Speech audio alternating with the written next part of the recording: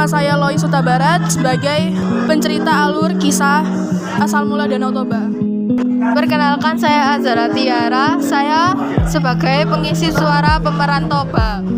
Perkenalkan, nama saya Deborah sebagai tokoh masyarakat dan makhluk gaib. Perkenalkan, nama saya Nindi Putri Alicia sebagai pemeran tokoh Samosir dan masyarakat. Kenalkan, nama saya Yohana, pemeran sebagai istri Toba. Di suatu pagi yang cerah, Toba pergi memancing di sungai. Ya Allah, mudah-mudahan hari ini aku mendapat ikan yang besar. Beberapa saat setelah kailnya dilemparkan, kail tersebut bergoyang-goyang lalu ia segera menarik kailnya. Terima kasih Tuhan, Kau memberikanku ikan yang besar dan ikan ini juga indah sekali. Sisiknya berwarna merah bersinar seperti emas. Pasti nikmat sekali bila ku makan nanti. Toba mencari kayu bakar untuk membakar ikan yang ditangkapnya hari ini. Ikannya pun dia simpan di dapur. Ketika ia sedang mencari kayu bakar, tiba-tiba ikan yang ditangkap oleh Toba berubah menjadi seorang gadis yang cantik jelita. Toba terkejut ketika melihat ikan di ember tidak ada. Aduh, di manakah ikan besar cantik nan rupawan itu? Apakah dia dimakan kucing? Tunggu, kau jangan memakan aku. Aku bersedia menemanimu asal aku tidak kau makan. Siapa yang bicara itu? Jangan takut, Pak. Aku juga manusia sama seperti engkau. Aku sangat berhutang budi padamu karena kau telah menyelamatkanku dan dari kutukan sang dewata. Aku bersedia menjadi istrimu. Benarkah? Tentu saja. Namaku Toba. Mari kita lekas pulang. Aku sudah tak sabar ingin memberitahukan bahwa kau akan menjadi istriku. Tapi Toba, ada satu hal yang harus kau rahasiakan tentang diriku. Aku mohon kau tidak menceritakan asal-usulku yang berasal dari ikan. Karena jika masyarakat itu tahu akan hal tersebut, pasti akan terjadi bencana besar yang melanda desa ini. Baiklah, percayakan semua ini padaku. Ayo kita pulang. Saat mereka memasuki kampung Pak Toba, ada beberapa orang yang tidak suka akan kehadiran Putri. Hei Inang, tahu tidak? Kau si Toba tadi kutengok membawa pulang seorang cewek. Bodinya mantap. Alah, paling si cewek itu dia guna-guna biar tertarik padanya. Kau kan tahu si Toba itu bupuk alias bujang lapuk. Oh iya ya, benar sekali kau ini. Sudahlah, lekas kita pulang. Jijik aku melihatnya. Putri mendengar hal tersebut, tetapi dia mengabaikannya. Mereka pun pulang ke rumah dan menjalankan kehidupan mereka layaknya sepasang suami istri. Pak Toba merasa bahagia dan tentram. Setahun kemudian, kebahagiaan Pak Toba dan Putri bertambah, karena Putri melahirkan seorang anak laki-laki dan diberi nama Samosir.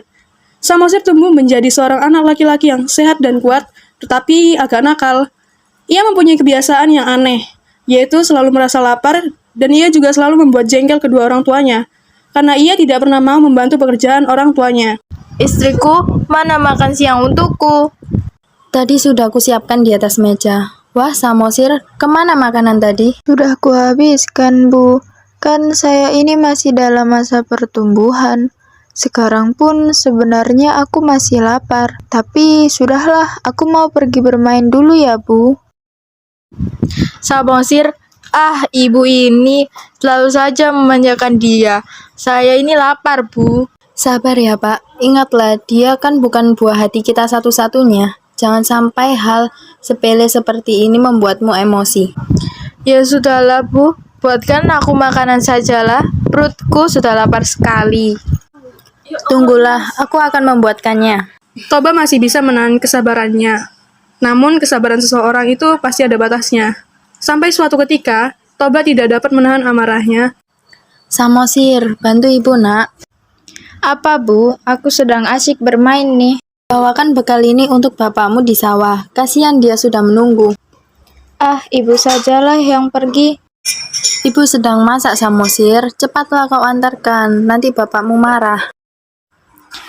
Ibu ini menggangguku saja. Sini. Dari awal, Samosir memang sudah tidak berniat untuk mengantarkan makanan tersebut. Sesampainya di pertengahan jalan, Jalan ke sawah saja sudah membuatku lelah. Lebih baik ku makan saja bekal ini. tanpa sadar, bekal tadi telah habis dimakan oleh Samosir. Lalu, dengan perasaan tak bersalah, Samosir pun pulang dan melanjutkan permainannya. Bapaknya yang sudah kepanasan dan kelaparan menunggu memutuskan untuk pulang. Sampainya di rumah, Bah, lapar kali aku. Enak kali kalau aku makan masakan istriku. Samosir, kau kemanakan semua masakan makanan ibu kau? Sudah Samosir habiskanlah, Pak. Ketika sedang mengantarkan makanan Bapak, aku memakannya karena perjalanan ke sawah sangat melelahkan.